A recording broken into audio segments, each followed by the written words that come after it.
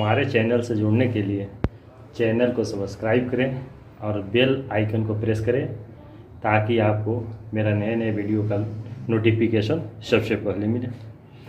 आज हम इस कुंडली अध्ययन के इस वीडियो में जानेंगे कि कुंडली में ये 12 भाव का नाम क्या है, इसको किस नाम से जानते हैं और ये 12 भाव को हम जो व्यक्त करते हैं इससे क्या व्यक्त किया जाता है, इससे क्या हम जान सकते हैं। व्यक्ति के जो जातक होता है उसका हर चीज़ इसमें निहित है और हर कुछ इसी द्वादश भाव से देखा जाता है।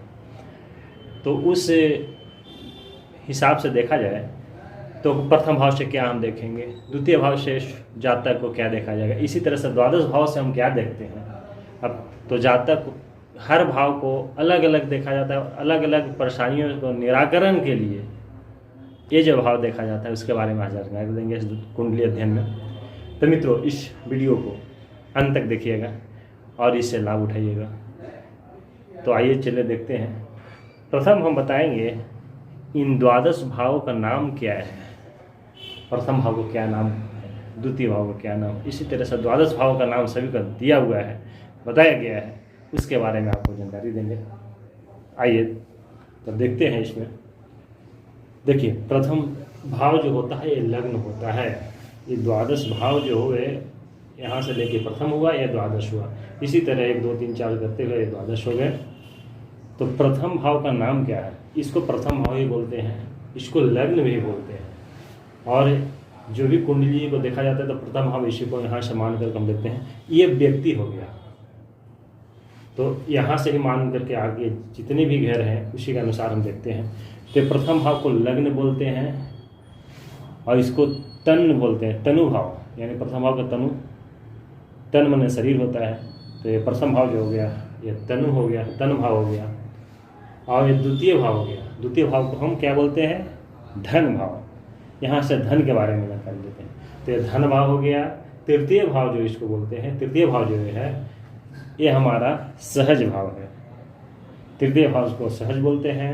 चौथा को सुख भाव बोलते हैं। पंचम भाव को हम संतान भाव बोलते हैं और षष्ठम भाव को जो है रिपु भाव बोलते हैं।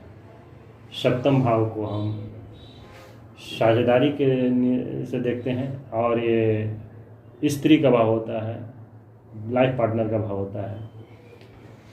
अष्टम भाव जो हो गया ये मृत्यु का घर हो गया। नवम भाव जो हो गया ये आपका धर्म भाव हो गया। दसम भाव को कर्म भाव बोलते हैं। एकादश भाव को हम आय भाव बोलते हैं और द्वादश भाव को व्यय बोलते हैं। तो इस प्रथम भाव से लेकर के द्वादश भाव का नाम होगा, इसको इस तरह से याद कर सकते हैं। तनु धन सहज सुख सूत रिपुनारी मृत्यु धर्म कर्म आय व्यय, ये 12 भाव इस तरह से आप नाम याद करते हैं। बहुत ही सरल है, इसको इस नाम 12 भाव का नाम याद कर लेंगे। अब हम बताते हैं कि प्रथम भाव से क्या हम देखते हैं जातक का, क्योंकि जातक का हर चीज़ इसमें निहित है। ये कुंडली में हर कुछ इससे जातक को देखा जा सकता है। उसका भविष्य किस तरह का होगा, कैसे होगा, क्या चीज़ उसको चाहिए, कर्म देखना है, कैसे देखेंगे। तो इससे हम बताते हैं कि प्रथम भाव से जो देखते हैं या ये स्वयं हो गया, यानी व्यक्ति जो है ये स्वयं हो गया।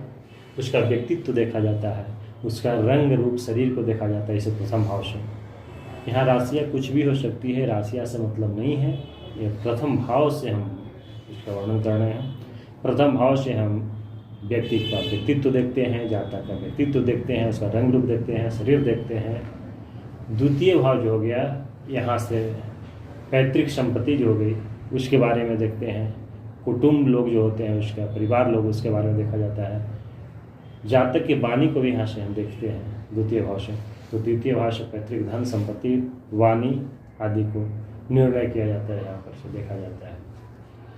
तृतीय भाव जो हो गया यह सहज भाव है, इसको पराक्रम भाव भी बोलते हैं। यहाँ से पराक्रम, व्यक्ति का पराक्रम, जातक का पराक्रम देखा जाता है। उसके छोटे भाई के बारे में भी यहाँ से देखा जाता है तृतीय भाव से।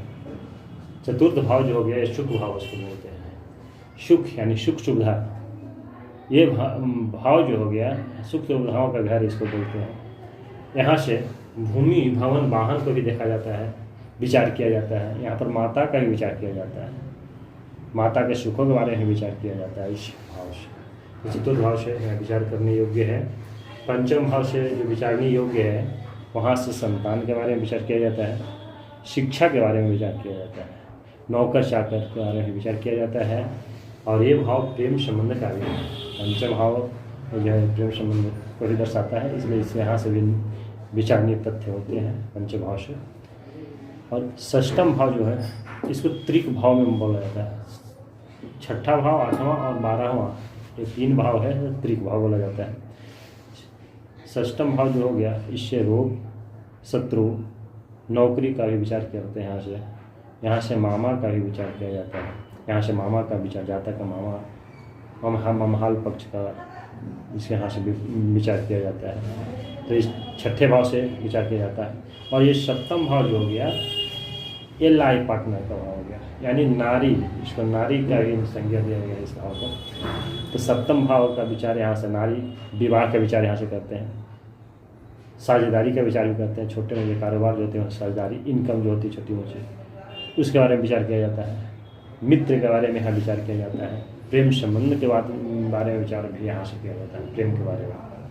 अष्टम भाव, अष्टम भाव का ये त्रिक भाव है, तो यहाँ से विचार मृत्यु का किया जाता है। मृत्यु तुल कष्ट जो होते हैं उसके बारे में विचार किया जाता है। ऑपरेशन वगैरह जो होते हैं उस तरह का वहाँ का विचार किया है, यहाँ से किया जाता है।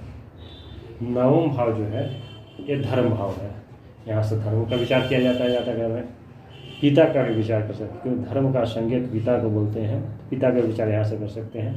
अध्यात्म का विचार यहाँ से करते हैं, इसको भाग्य भाव ही बोलते हैं, इसलिए यहाँ से जातक का भाग्य का भी विचार किया जाता है नवम भाव से। दसम भाव जो है यहाँ से व्यापार का विचार किया जाता है, सरकारी नौकरी हो गई, ये कर्म भाव है, यहाँ से पिता का विचार किया जाता है।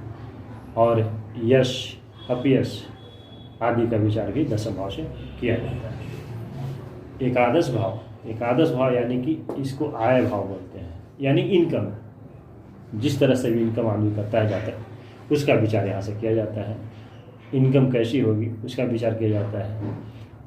और यहाँ से बड़े भाई बहन का भी विचार किया जाता है, यहाँ से छोटे भाई बहन का विचार किया जाता है, यहाँ से बड़े भाई बहन का विचार किया जाता है। तो ये हो गया एकादश भाव, जिसको आय भाव बोलते हैं। और अंतिम है द्वादश भाव, इसको त्रिक भाव में गिना जाता है।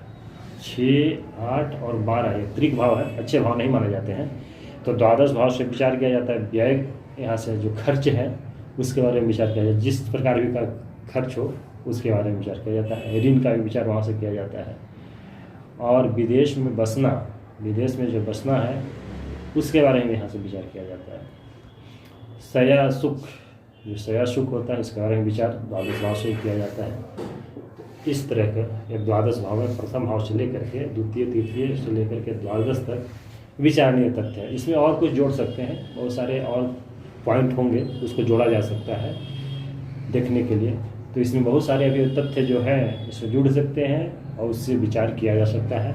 तो जातक की कुंडली में 12 भाव बने होते हैं, उससे विचारणीय तथ्य मैं थोड़ा कम ही लिखा हूँ, इसे और जोड़ करके आप देख सकते हैं। तो ये विचारणीय तथ्य हैं, कुंडली के माध्यम से आप कैसे देखेंगे उसके बारे में। तो प्रिय दर्शकों, आज आपने जाना द्वादश भाव के नाम और उससे जानने योग्य विचारणीय तथ्य, इसके बारे में इस वीडियो के माध्यम से आपने जाना है। तो आज बस इतना ही। राधे राधे, जय श्री कृष्ण।